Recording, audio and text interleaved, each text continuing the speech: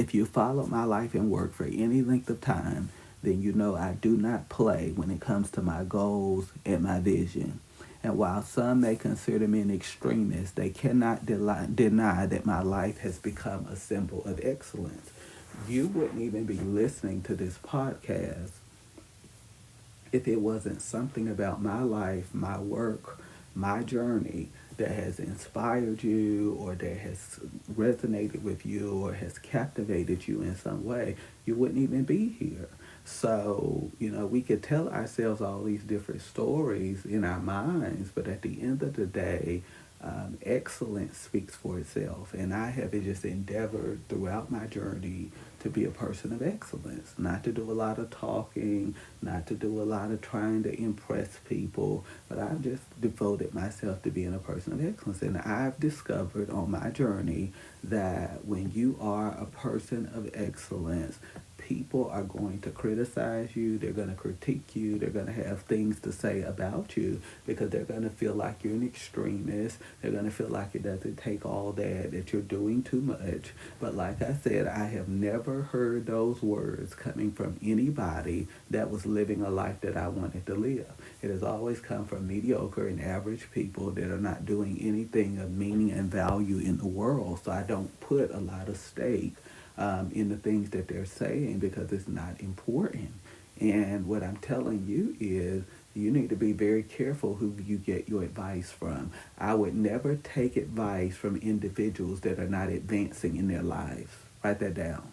I would never take advice from people that are not advancing in their lives because what we have on social media is a generation of experts with no results.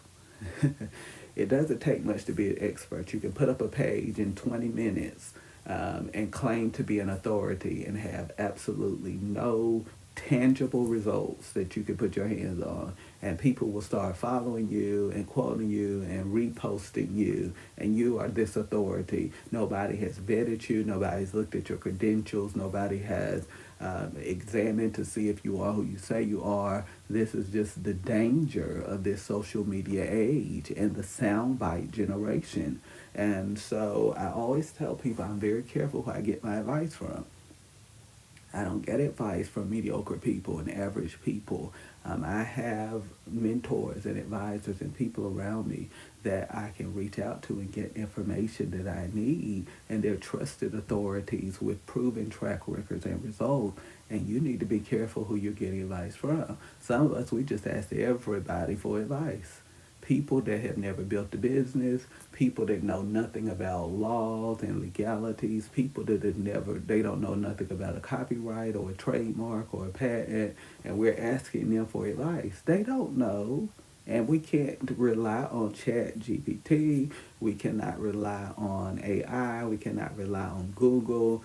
Some things you've got to have real information on. And what I'm telling you is that you need to be careful about the sources that you are getting that information from. And so, extreme, where was I? Okay, we're talking about excellence. Nor will people ever be able to say that I demand of others what I am unwilling to demonstrate myself. This is one of the problems that I have with people today that want to be in positions of power and influence and leadership in the world. They put all these demands on other people to be this, to do that, to do that. But when it comes to them, they're not willing to do the same prescription that they're giving for you to do. And I call that hypocrisy. We can call it what we want to call it, but it's a hypocrite. Because if I'm not doing the things that I'm trying to tell you to do, then that makes me a liar. And, in this age of social media and highlight reels and all of this, we got a lot of people telling people to do a lot of things that they're not doing. They have no clue. They've not built a business. They don't know anything about what they're talking about, but they're telling you what to do and how you should be living your life. And so what I'm trying to tell you is that make sure that you are a person of your word. One of the things that you have to learn is how to be skilled with your words. I'm not talking about the ability to put words and phrases and sentences together. Of course, you need to know how to communicate, but I'm talking about being a person of integrity, being one with your word, being who you say you are, doing what you say you're going to do. Because we have a lot of liars out here. We just got to be honest about it, that are not who they say they are. And so you got to show up authentically and not just use that as a buzzword. You got to be a person of your word. If you're telling people that they should be doing X, Y, and Z, you better be doing X, Y, and Z in your life, because you don't want there to be a disconnect between what you do and what you say, because that is a misalignment, that is an incongruency, and that is going to cause you problems, because what we do and what we say have to be one and synchronized if we want to be truly sustainable in what we're doing. And so we have to understand that extreme and obsessed is what they call me. However, extreme and obsessed is what has produced excellence in my life. You know, a lot of people, it's amusing to me, because they'll reach out to me, or they'll DM me, or they'll email me, or they'll call my office. They want to be mentored, they want time, they want to pick my brain, they want to get on my calendar.